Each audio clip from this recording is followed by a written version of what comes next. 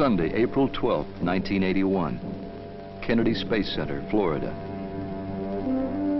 The Space Shuttle, 14 stories high, 2,000 tons, poised on the pad for its maiden flight. This is Columbia, the spaceship that will orbit the Earth. Its external tank, it holds over 500,000 gallons of fuel for Columbia's 3 main engines. And the solid rocket boosters, the largest ever used on any launch vehicle and the first to be employed in a U.S. manned flight. At liftoff, the solid rocket boosters, together with the 3 main engines, will unleash more than 6.5 million pounds of thrust needed to launch the world's first reusable spacecraft. Never before has a winged vehicle been launched like a rocket, orbited the Earth, returned through frictional heating in excess of 2,500 degrees, and landed, still aerodynamically sound, to be launched again and again. If it succeeds, the Space Shuttle will truly be a remarkable flying machine.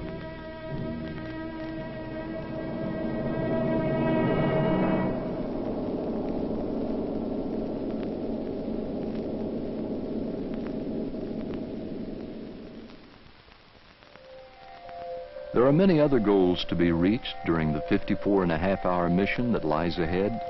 144 test objectives are planned for the flight.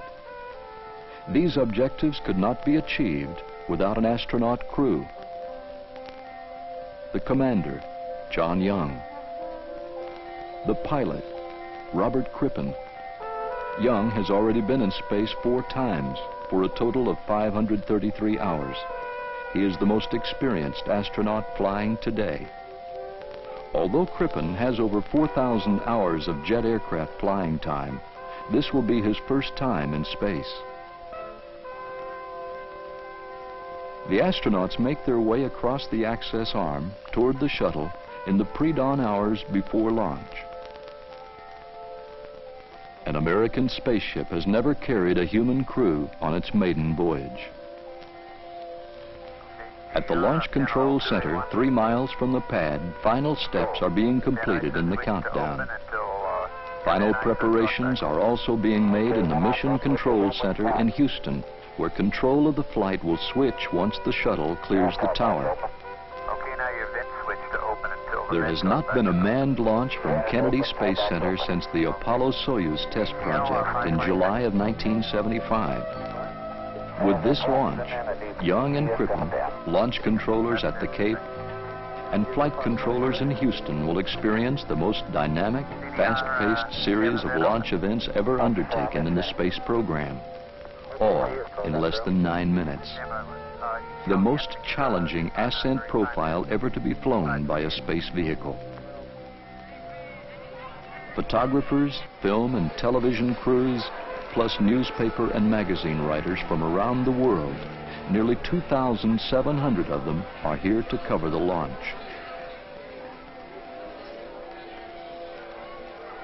In addition, approximately 600,000 spectators line the coastal area near the Kennedy Space Center. Arriving by every mode of transportation, they have come from every state in the Union and many foreign countries. Promise of a rebirth in America's manned space program and the dawn of a new era in space transportation awaits. 14, 13, T-minus 10, 9, 8, 7, 6, 5, 4. We've gone for main engine start.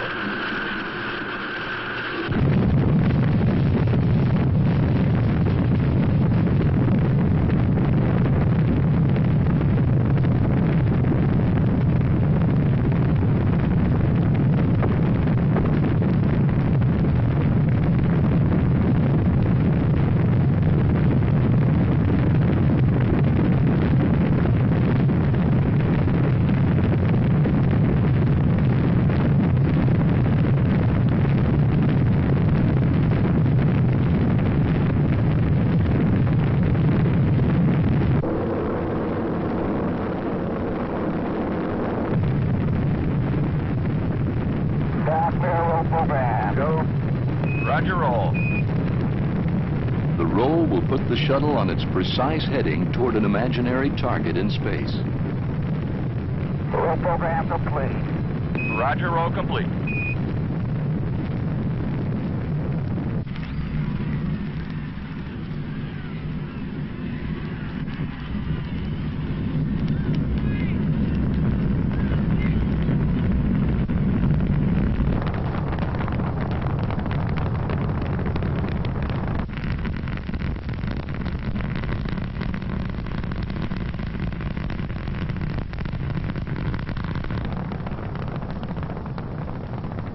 Status, Vital. Go. Booster. Go. GNC. Go. Eagle. Go. Go at 40, Capcom. Columbia, Houston, you're go at 40. The shuttle is now 40 seconds into flight. Roger, Columbia, on the nice ride. You're lofting a little bit. You'll probably be slightly high at staging. Negative seats. Columbia, you're negative seats. Should anything go wrong, the shuttle is now too high for the astronauts to use their ejection seats. Columbia, you're go for SRB step.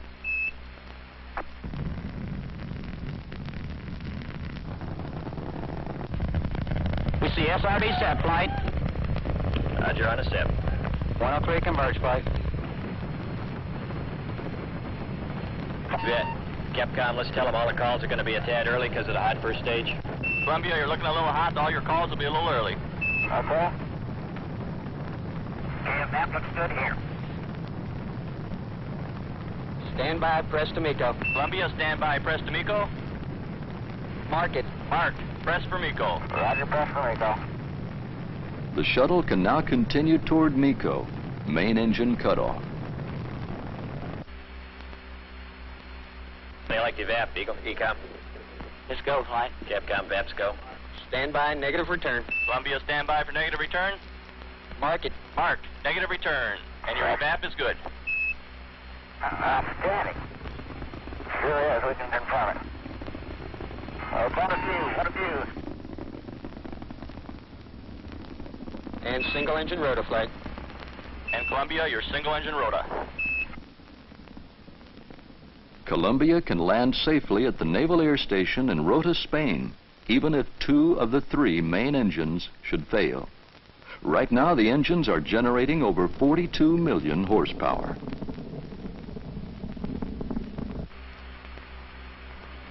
MECO 25, 6, MECO. 0, up at 220. Roger, MECO. And we got MECO confirmed. MECO Roger, confirmed, Columbia, and it's MECO. right on the money, nominal. Main engine cutoff. Columbia is now in space, traveling over 18,000 miles per hour. Okay, we got set. Roger, we confirm the SEP, Columbia. The external tank has just been jettisoned and is now falling away from the shuttle back toward Earth. The tank will break up as planned over the Indian Ocean when it comes into contact with the atmosphere. Shortly, by firing the OMS, Orbital Maneuvering System engines, Columbia will achieve orbit. Then one of the most important tests of the mission will be attempted, opening the payload bay doors. The doors must be opened before the end of the 6th orbit to expose the space radiator cooling system. If the radiators cannot be exposed, heat collected from the onboard electronics cannot be released, and the astronauts will have to return home. The OMS burns are successful. Columbia is now in orbit, circling the Earth at an altitude of approximately 150 miles. The payload bay doors will now be opened. Okay, the 4th door's coming open now. Roger, copy. Well, you're missing one fantastic sight. Boy, that is really beautiful out there. We appreciate those updates.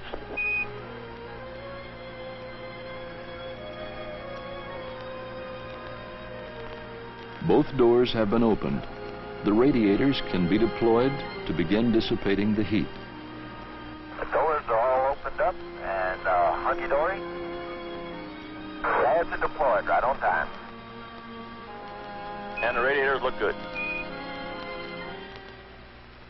Okay, We want to show you our own pods here. We do have a few tile missing off of both of them. Off of the starboard pod, 3 tile and some smaller pieces. And off the port pod, looks like I see 1 full square and looks like a few little triangular shapes that are missing. And we're trying to put that on TV right now. Roger, Cripp, we can see that good. From what we can see of both wings, tops and leading edges, though, all those are fully intact. Within minutes, an assessment is completed on the impact these missing tiles could have on the remainder of the mission. At a news conference later in the day, Flight Director Neil Hutchison answers questions from reporters. But you asked me if I knew where there were any other tiles that might be loose. The answer is no. And quite frankly, we're not worried about any other tiles being loose. At this writing, is there anything at all that would lead you to say you might not go for a full duration mission? Nothing. Columbia, Houston, you guys did so good, we're going to let you stay up there for a couple of days. Your gopher on orbit. Spacecraft wants Gopher on orbit. This thing is just performing just outstanding. Roger, we agree with that. And Columbia, Houston, just for your information, you dropped those SRBs right on target, and they were floating just the way they ought to be, and the boats were getting ready to fish them and bring them back. Okay. The ride that they gave us was pretty neat. The solid rocket boosters, which separated from the Columbia as planned 2 minutes 11 seconds into the flight, landed on target in the Atlantic Ocean, 151 miles downrange from the launch site. After being towed back to Kennedy Space Center, both boosters will be refurbished and used again in a future shuttle flight. The 3rd and 4th OMS burns are also successful, raising Columbia's orbit to an altitude of approximately 172 miles. For the first television transmission from inside the spacecraft, the crew will give a status report on the mission. The flight so far has gone as smooth as it could possibly go. We've done every test that we're supposed to do, and we're up on the timeline, and the vehicle has just been performing beautifully, much better than anyone ever expected to do on a first flight, and no systems are out of shape.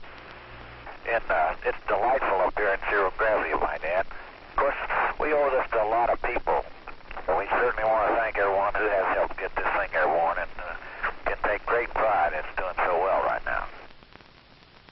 Okay, we're switching over to the aft camera here. I'd like to echo John's words as I usually do.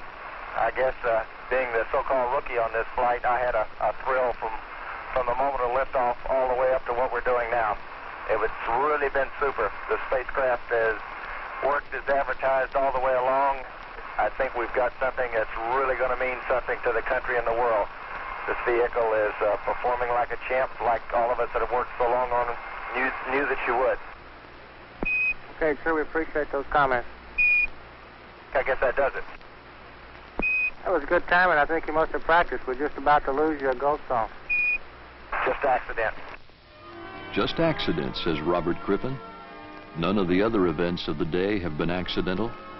Every test, liftoff, SRB separation and recovery, ET separation and impact, 4 OMS burns, payload bay door latch opening and closing tests, radiator latch deploy and stowing tests have all been successful. I guess we owe you guys one super attaboy for today. This is fantastic. You worked through a pretty long, hard day, and you're essentially right on schedule, which is going to be close to being a first sort of spaceflight biz, I think, for first day activities.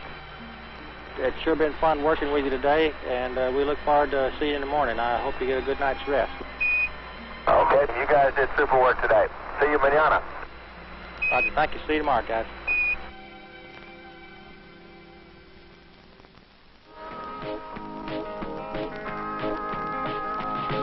Well, many hours went into this thing. job well done by the Shuttle space team. We can't say that she's sleek and lean, but I'll tell you right now, she's a mean machine. The Columbia, not the kind you smoke. This here's a bird. Morning, Columbia. Welcome to day 2. All right. Appreciate that super wake-up music this morning. Well, we sure enjoyed it. This and a good breakfast. Today, the astronauts will test onboard systems and also review procedures for tomorrow's landing. A test of the flight control system is conducted by John Young. The flight control system operates Columbia's aerosurfaces, the elevons, body flaps, rudder, and speed brake. These surfaces are useless in the vacuum of space, but will be essential tomorrow when the shuttle lands. This will require precision maneuverability, which the aerosurfaces provide. Payload bay door cycling tests help ensure that latching and closing procedures can also be done before entry tomorrow. As with every mission, many pictures of the Earth are taken by the astronauts. Over 500 on this first shuttle flight. Active volcanoes, cloud formations, alluvial fans, giant whirlpools over 15 miles in diameter, sand dunes 1,500 feet high, running unbroken for hundreds of miles. The high Himalayas, where mountain peaks reach 24,000 feet. And one of the most remarkable space photographs ever taken of the Earth, an area in Iran exposed to wind erosion, which has resulted in these breathtaking silt and sandstone formations that look more like a painting than a desert. After lunch on the second day, the astronauts receive a phone call from the Vice President of the United States, George Bush. How's it going up there? Everything rocking along all right? Spaceship is just performing beautifully. Well, it's great, and everybody views it, I'm sure, just as the forerunner of great things to come. I think your trip is just going to ignite the excitement and the forward thinking from this country, so I really just wanted to call up and wish you the very best. We certainly appreciate it, Mr. Vice President. The crew also don and check out the ejection suits they will wear during entry. Young, Crippen, and Columbia pass every test. They are ready for the final phase of the mission, entry and landing.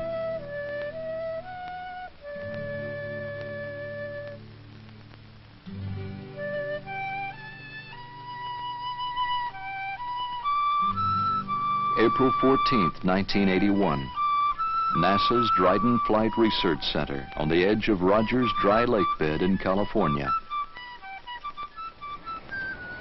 A recovery convoy of 24 vehicles and more than 100 personnel are assembling here to power down Columbia after landing. Enormous crowds are also beginning to arrive. A string of traffic 6 miles long waits to enter the base. Thousands more are already here. Close to 500,000 people will eventually be on hand to see the landing. On board, the astronauts suit up for entry. The ascent and orbital phases of the mission have gone extremely well. Now the final phase must be completed. Before that begins, Columbia, you have a go for payload bay door closing. The doors, which have been open a total of 47 hours during the flight, must now be closed. Then, using the RCS thrusters, Columbia will maneuver into deorbit burn attitude, head down and backwards, fire the OMS engines one last time, and descend into the Earth's atmosphere. Nice and easy does it, John. We're all riding with you. Columbia is out of contact during the OMS burn. Mission Control will not know if this burn was successful until they are in communication with the spacecraft over Australia. It is now over the Indian Ocean on the other side of the world. But from that distance, the burn must be precise, so that later, Columbia will hit the lake bed target in California. Columbia, this is Houston through Yargady. We're standing by. Burn was on time at nominal reserve 110. Columbia is now committed to entry. With an RCS post-burn maneuver and several firings, it is oriented to a heads-up, nose-first attitude headed toward entry interface. This is where the atmosphere begins, at approximately 400,000 feet. John, we copied, From that moment until the shuttle reaches 165,000 feet, it will be in communication blackout, out of touch with mission control for almost 20 minutes.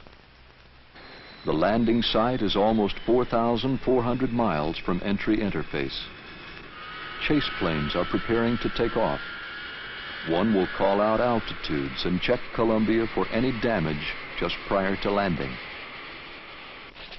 When the shuttle touches down here, it will be traveling at 216 miles per hour. Right now it's going more than 17,000 miles per hour. Before it lands, it must slow down, lose energy, and it must survive the intense heat caused by traveling through the atmosphere at such a high rate of speed. Several S-turns or roll reversals are used to slow down and maneuver Columbia through the atmosphere. This one is done at 256,000 feet when it is traveling at more than 26 times the speed of sound.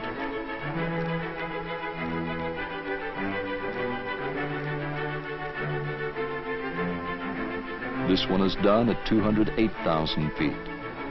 During these two roll reversals, entry heating is most severe, with temperatures reaching 2,500 degrees some places on the vehicle. The aluminum skin will melt at 320 degrees. The silicate tiles must insulate the vehicle from the tremendous heat. Since there is no test facility on Earth to simulate the aerodynamic and structural environment Columbia is in right now, only calculations could be used to predict what would happen during this phase of the flight.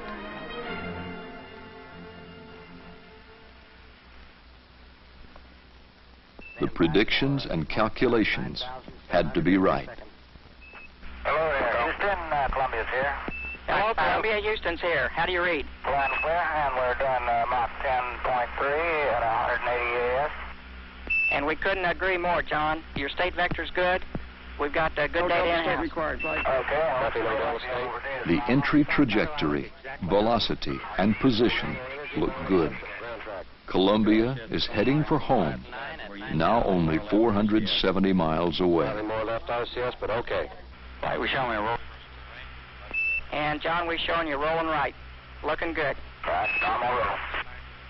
We're showing him crossing the coastline flag. Columbia, we show you crossing the coast now. Right, yeah. We can come.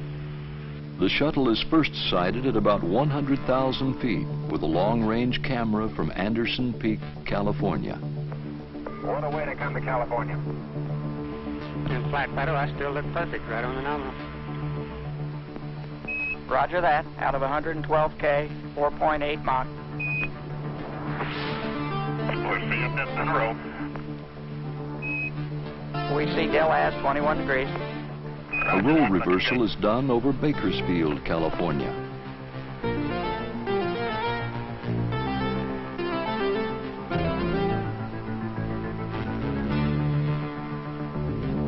Oh, that's beautiful. Chase has a tally. Roger, checking. And we're seeing 1.3 Gs coming around the hat. Roger that. The astronauts are making the final turn to line up with the runway.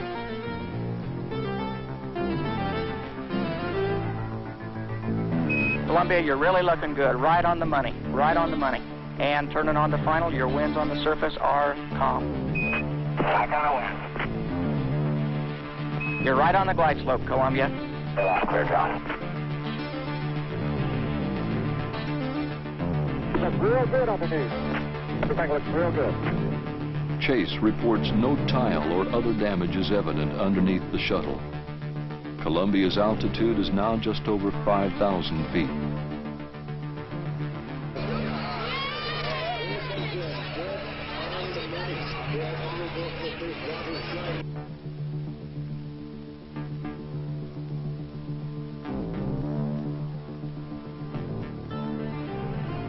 Pretty clear. Without power, Columbia must land. It cannot make another attempt. They're coming. They're down.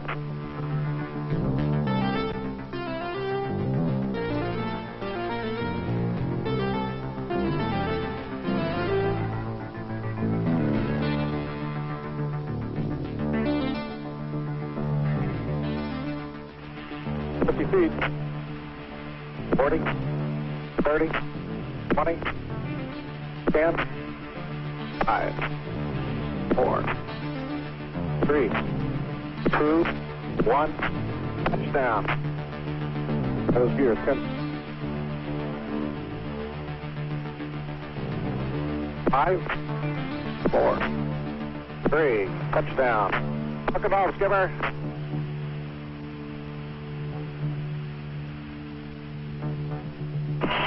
Columbia's on the roll. Welcome home, Columbia. Beautiful, beautiful.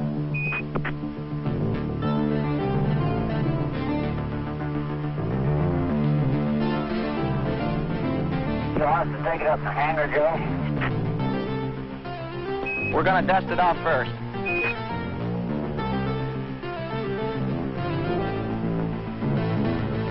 This is the world's greatest all-electric flying machine, I'll tell you that. It was super.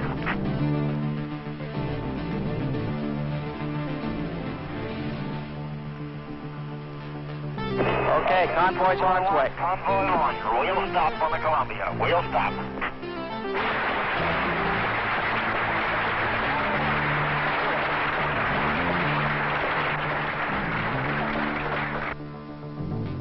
The maiden voyage of Columbia has been a success.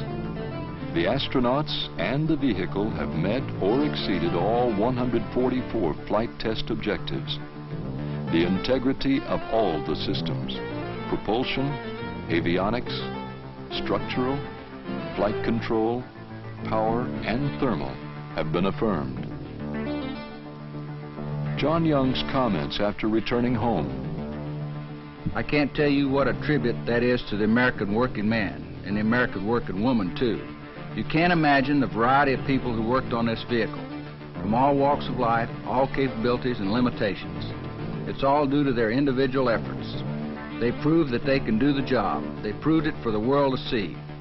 And I'm mighty proud to be associated with folks like that. What a tribute indeed. The Columbia represents an achievement in aerospace technology and development never before realized in the history of manned spaceflight. It is our basic building block for the future. It's what we've been trying to do for the last 10 years. We've got a vehicle with a payload performance that will allow us to do that, much cheaper than we've been able to do it before. It will immeasurably improve the defensive capability of the country. It will help develop space science and technology. When we get operational, the space shuttle will be able to do in 5 to 10 years what it would have taken us 20 to 30 years to do otherwise. We couldn't do it if we didn't have the space shuttle and that payload capability. And the sooner we do those things, the better off the country's going to be. A revolutionary new era in space transportation has just begun. Routine access to space. Welcome to the future.